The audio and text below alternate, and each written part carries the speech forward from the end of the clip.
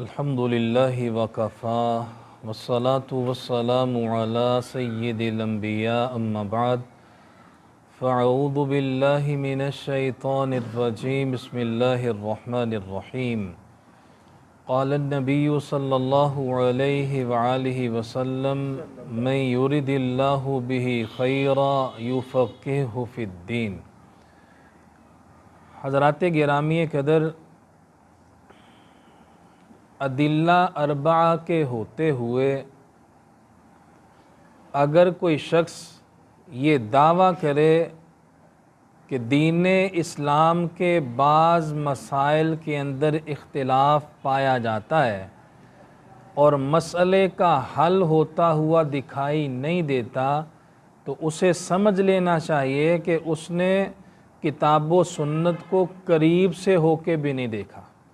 ادلہ اربعہ چار ہیں: کتاب اللہ، قرآن مجید، پیارے پیغمبر صلی اللہ علیہ وسلم کی احادیث صحیحہ، اجماع اور قیاس۔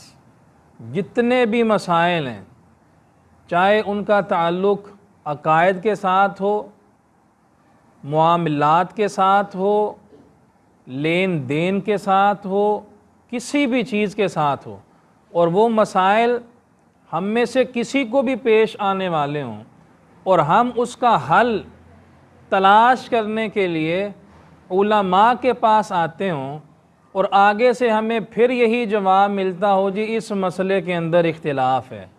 حضرات محترم، اختلاف تو پہلی شرعیتوں میں ہو تو بات سمجھ میں آتی ہے، کیوں کہ ابھی دین کی تکمیل ہو رہی تھی، دین اپنی تکمیل کے مراحل کو طے کر رہا تھا۔ پہلی شریعتوں کے اندر اختلافات تھے، بعد والی شریعت آتی تھی تو پہلی شریعت کیا ہوتی تھی؟ منسوخ ہو جاتی تھی۔ تضادات تھے، مسائل کے اندر تکرار بھی تھا، ابحاث بھی تھیں، کچھ باتیں سمجھ میں آتی تھیں، کچھ باتیں سمجھ میں نہیں آتی تھیں۔ مصلحت کے پیش نظر پہلی شرعیت میں اگر کسی جگہ پہ مسئلے کی مکمل وضاحت نہیں ہو سکی تو اللہ نے بعد والی شرعیت میں اس کا حل پیش فرما دیا۔ لیکن کتاب و سنت، اس کے بعد تو گنجائش ہی نہیں پیچھے باقی بچتی کہ کوئی شخص یہ کہے جی کہ اس کی موجودگی میں بھی مسئلہ حل نہیں ہوتا۔ ہاں، یہ ہو سکتا ہے کہ جس سے آپ پوچھ رہے ہیں، جس سے آپ مسئلہ پوچھنے گئے ہیں، اس کی ان ادلہ اربعہ کے اوپر گرپ نہ ہو، یہ تو ممکن ہے۔ یا جو مسئلہ آپ کسی سے دریافت کر رہے ہیں اس مسئلے کی نوعیت کے بارے میں واقعتاً اس کے پاس علم ہی نہ ہو، اس نے پڑھا ہی نہ ہو، یہ تو ممکن ہے۔ پھر اس کا حل کیا ہے کہ اگر کوئی آپ سے اس بارے میں کوئی سوال کرتا ہے یا کوئی پوچھتا ہے تو آپ کا یہ حق ہے کہ آپ اس کو کسی اور کی طرف ٹرانسفر کر دیں۔ آپ آگے سے یہ جواب دے کے یہ بات کہیں جی کہ اس مسئلے میں اختلاف ہے لہٰذا اس مسئلے کا کوئی حل نہیں ہے، ایسا قطعاً نہیں ہے۔ اور یہ بات بھی ذہن نشین رہے، اگر کوئی سائل سوال کرے اور آپ کے پاس اس کا جواب نہیں، آپ اتنی بات کہہ دیں لا ادری کہ بھائی مجھے اس کے بارے میں علم نہیں، تو علماء نے لکھا ہے کہ یہ بھی اس نے آدھا جواب آپ کو سوال کا دے دیا ہے، آدھا جواب آپ کو دے دیا ہے۔ جو باقی آدھا بچا ہے وہ آپ کسی صاحب علم کے پاس چلے جائیں، وہ آپ کی تسلی کروا دے گا، معاملہ حل ہو جائے گا۔ لیکن ان ادلہ کی موجودگی میں یہ عقیدہ اور یہ نظریہ لوگوں کے سامنے پیش کرنا جی اس کا کوئی حل ہمارے پاس نہیں ہے۔ بھئی کیوں حل نہیں ہے؟ کیسی سوچ پیدا ہو گئی آپ کے دلوں میں کہ اس کا حل نہیں ہے؟ اللہ کے فضل و کرم سے دین اسلام کا کوئی مسئلہ بھی ہو، فروعی ہو، اصولی ہو، عقائد کے ساتھ ہو، معاملات کے ساتھ ہو، کسی بھی چیز کے ساتھ اس کا تعلق ہو، الحمدللہ ثم الحمدللہ کتاب و سنت کے پرچم تلے آپ کو ہر چیز کا حل ملے گا، ہر چیز کا حل ملے گا۔ اگر ہم اس پلیٹ فارم کے اوپر جمع ہو جائیں تو انشاءاللہ یہ جو ہمارے اختلافات ہیں نا، تضادات ہیں فروعی مسائل میں، اصولیات میں، عقائد میں، یہ حضرات محترم خود بخود حل ہو جائیں گے۔ ان میں پھر کوئی ہمیں تضاد نظر نہیں آئے گا۔ سب سے بڑا بگاڑ کہاں پہ نظر آتا ہے؟ جب شخصیت کو پوجا جاتا ہے، جب شخصیت کا نام لیا جاتا ہے، یہ نہیں کہا جاتا کہ میں نے مسئلہ پوچھا میرے سامنے حدیث آ گئی میں نے مان لیا، میں نے فلاں سے پوچھا ہے، یہ مسئلہ میں نے فلاں سے پوچھا ہے، یہ تو پھر شخصیت پرستی ہے نا۔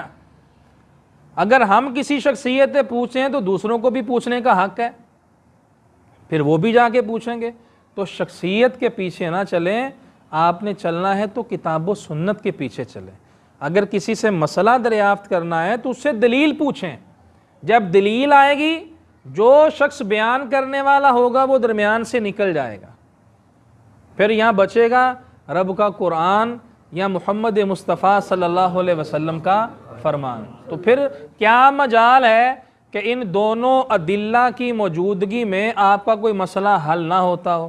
بعض جدید مسائل ہوتے ہیں، تجارت کے مسائل ہو گئے، اقساط کے مسائل ہو گئے، فروعات کے مسائل ہو گئے، نفع اور نقصان کے مسائل ہو گئے۔ آج لوگ پوچھتے ہیں، اللہ کے فضل و کرم سے ہم ان مسائل کا بھی حل ان کی بیس سے تلاش کر کے لوگوں کے سامنے رکھتے ہیں اور مسئلے حل ہو جاتے ہیں۔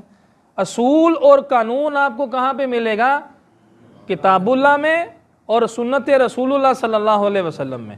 باقی رہی بات اجماع اور قیاس کی، وہ بھی انہی کے تحت آئیں گے تو ہم اس کو قبول کریں گے۔ یہ نہیں کہ کوئی مسئلہ لے کے آیا تو ہم نے کتاب و سنت کو سائڈ پہ کیا، ہم نے فوراً قیاس کرنا شروع کر دیا۔ جس طرح بعض ہمارے بھائیوں کا رجحان ہے، وہ کتاب و سنت سے مسئلہ تلاش نہیں کریں گے، وہ قیاس کو ترجیح دیتے ہیں، اجماع کو ترجیح دیتے ہیں۔ بھائی اجماع کو ترجیح دینا یا قیاس کو ترجیح دینا یہ کہاں سے آیا ہے؟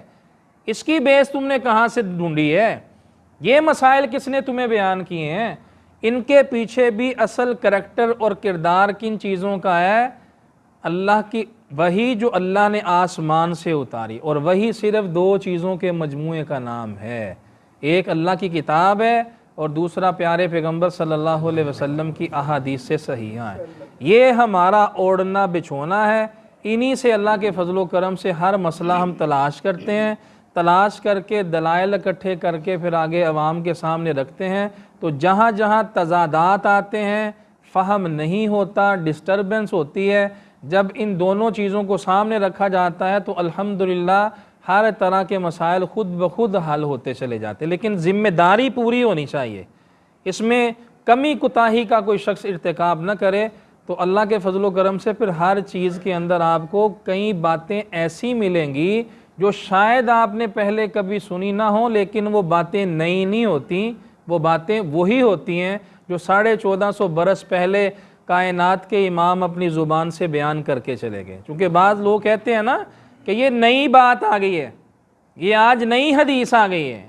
حدیث نئی نہیں ہوتی، حدیث پرانی ہوتی ہے، لیکن چونکہ سنایا ہمیں اب جا رہا ہے، بتایا ہمیں اب جا رہا ہے، تو جب اس انداز سے بات بیان ہوگی تو پھر ہمارے لیے وہ کیا ہوگی؟